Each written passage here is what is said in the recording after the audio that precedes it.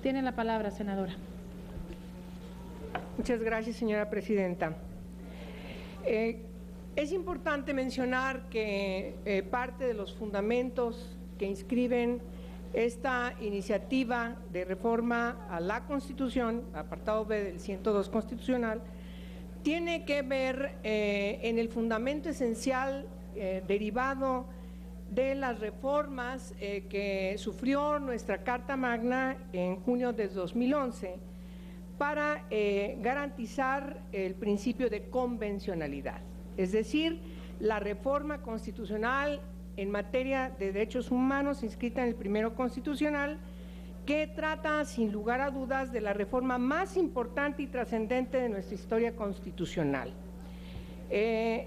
Por esta reforma, el estatus jurídico de los tratados internacionales en derechos humanos y la interpretación pro persona significa que se dotará a las y los operadores del sistema de justicia y defensores de los derechos humanos de nuevos instrumentos jurídicos. Insisto, uno de ellos, quizás el más trascendental, es el principio, entre otros principios importantes, el de convencionalidad. La reforma que se inscribió en 2011 ciertamente incorpora los principios del derecho internacional de los derechos humanos, del que forma parte México, y nos obliga a promover, respetar, proteger y garantizar los derechos humanos de todas las personas. Y en el caso de la materia de esta iniciativa, que refiere a las atribuciones de la Comisión Nacional de Derechos Humanos, que también ha sido dotada de una gran e importante serie de facultades que le permite investigar violaciones graves a los derechos humanos, y además de aquellos funcionarios o servidores públicos que no den cumplimiento a las recomendaciones de la propia Comisión Nacional de Derechos Humanos y que en todo caso funden y motiven de manera pública la negativa a aceptar las recomendaciones del Ombudsman Nacional. Como es de observarse, esta reforma, por su dimensión y trascendencia, me refiero a la del 2011, trae aparejada la necesidad de un importante número de cambios que tenemos que emprender, de reformas que tenemos que consolidar, para que pueda haber una armonía con el nuevo precepto en el primero constitucional y, por supuesto, lo que refiere al Consejo Consultivo de la propia Comisión Nacional de Derechos Humanos no queda aparte. Por eso, el día de hoy estoy presentando esta reforma que está inscrita para dar certeza, para definir con exactitud cuánto deben durar los y las consejeras y consejeros del Consejo Consultivo de la Comisión Nacional de Derechos Humanos. A mí me parece,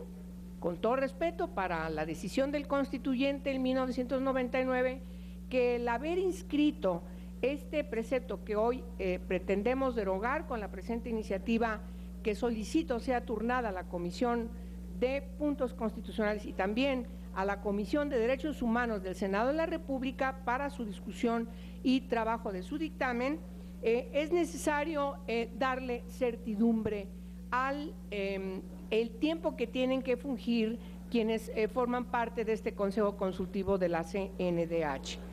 Es decir, no solamente precisar que cuando terminan su tiempo, que estamos definiendo sea de 4 años, pueda a su vez también tener condiciones, cuando así se trate, de tener un periodo más, rescatando este principio que está definido en el 102 constitucional, apartado B, pero dando la certidumbre del tiempo que tienen que durar. Entonces, hoy tenemos que reformar la propia ley en la materia, pero yo creo que en el marco de las reformas que tenemos que discutir para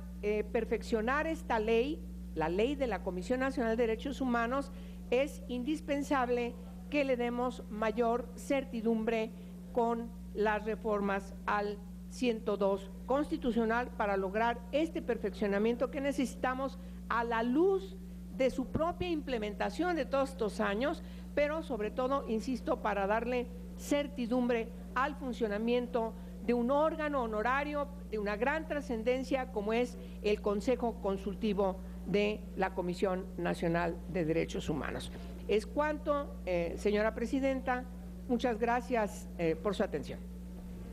Gracias, senadora de la Peña. Túrnese esta iniciativa a las comisiones de puntos constitucionales y derechos humanos de la Cámara de Senadores.